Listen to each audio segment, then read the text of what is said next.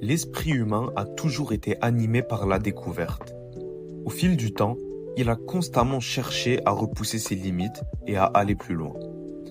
Après avoir exploré la Terre, l'humanité a visé plus grand, l'espace. C'est dans un contexte assez délicat que la Lune fut choisie comme prochaine destination, donnant naissance au fameux programme Apollo, berceau des explorations spatiales. Dans ce projet de recherche, plusieurs aspects seront abordés. Le contexte historique, les volets scientifiques et technologiques, l'impact médiatique et culturel du programme Apollo, ainsi que les raisons de sa fin. À la fin des années 1950, le monde était divisé entre deux grandes puissances, les États-Unis et l'Union soviétique. C'était la période de la guerre froide, où chaque pays voulait prouver que son système politique était le meilleur. En 1957, l'Union soviétique frappe un grand coup en lançant Sputnik 1, le tout premier satellite en orbite. Quelques années plus tard, en 1961, Yuri Gagarin devient le premier humain à voyager dans l'espace.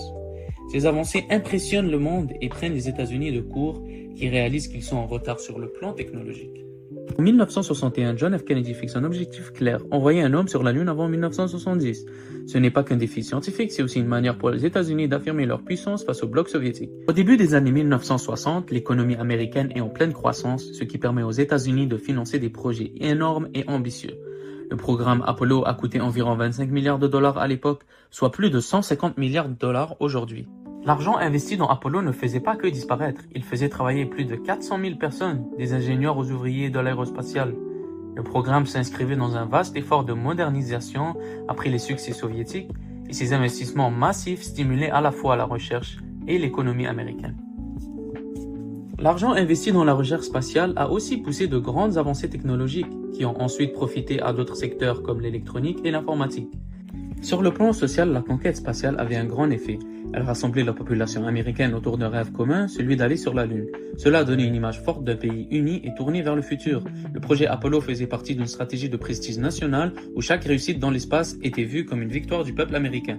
D'un autre côté, le contexte social n'était pas parfait. Les années 1960 étaient marquées par le mouvement des droits civiques, les manifestations contre la guerre du Vietnam et des inégalités sociales importantes. Malgré cela, la mission Apollo a aussi inspiré une génération complète de jeunes vers les carrières scientifiques et a renforcé la fierté nationale.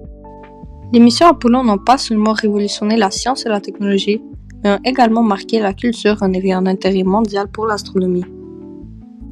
Parmi elles, Apollo 11 reste la plus emblématique. Le 20 juillet 1969, Neil Armstrong et Buzz Aldrin deviennent les premiers humains à marcher sur la Lune.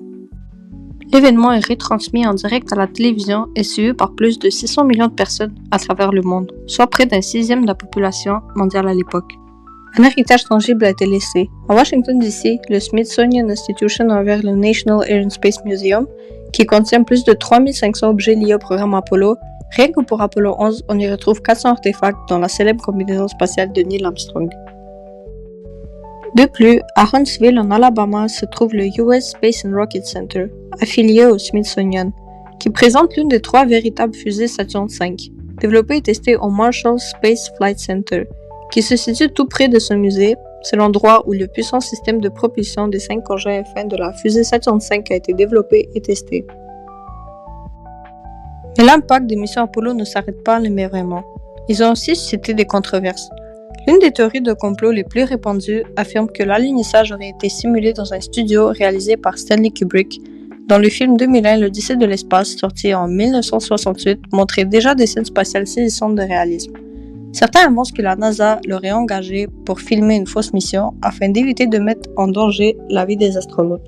Un autre argument des sceptiques est le drapeau américain qui sont flottés sur la Lune alors qu'il n'y a pas d'atmosphère. Pourtant, cette impression est une illusion optique.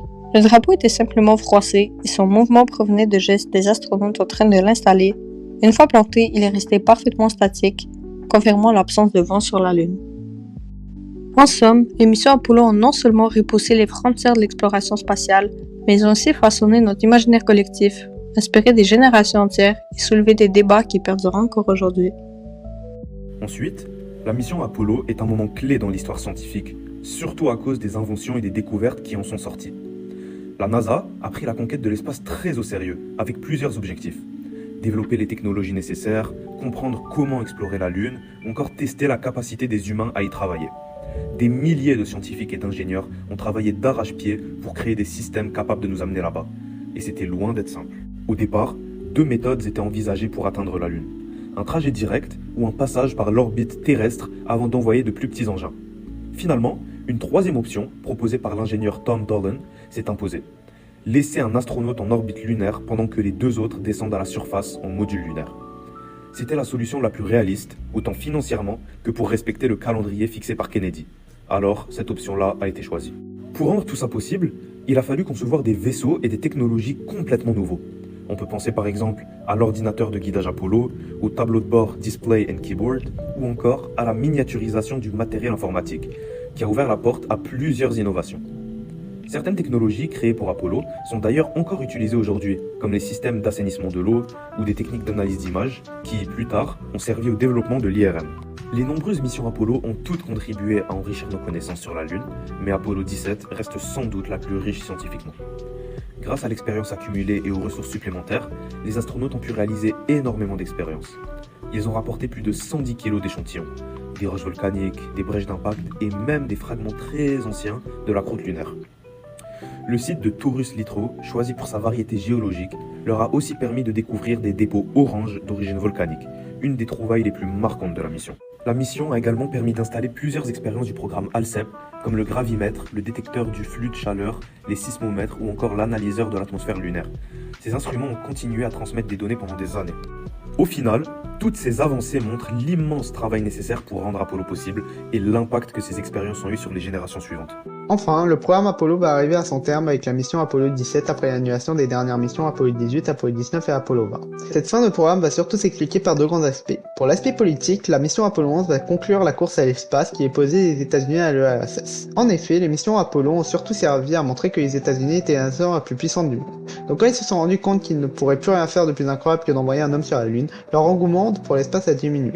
De plus, l'aspect économique est lié à l'aspect politique. En effet, puisque l'engouement a baissé, le budget de la NASA a diminué. Pour donner un exemple, si on prend la différence de budget entre 1966 et 1971, le budget alloué à la NASA a baissé de 63%. Pour ajouter, les missions pour envoyer des humains dans l'espace coûtent excessivement cher, ce qui fait qu'additionné à la coupe budgétaire, il est devenu beaucoup plus difficile de permettre ce type de mission. Cette coupure budgétaire explique donc les raisons de l'annulation des missions Apollo 18, Apollo 19 et Apollo 20. Aujourd'hui, cela fait environ 50 ans que le programme Apollo est terminé.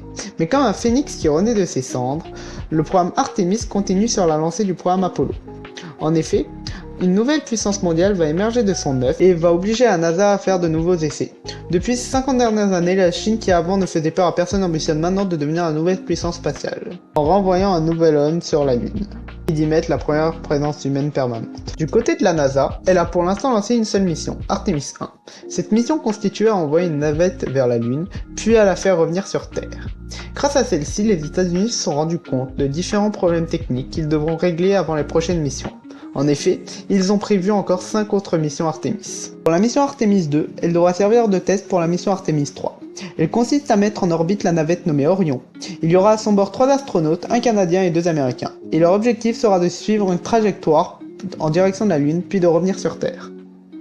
Pour la mission Artemis 3, l'objectif sera de remarcher sur la Lune après toutes ces longues années. Ils vont encore utiliser Orion pour cette mission, en envoyant cette fois-ci 4 astronautes. Pour Artemis 4, l'objectif sera d'installer la première station spatiale, et pour Artemis 5, l'objectif sera d'envoyer les futurs astronautes dans cette station.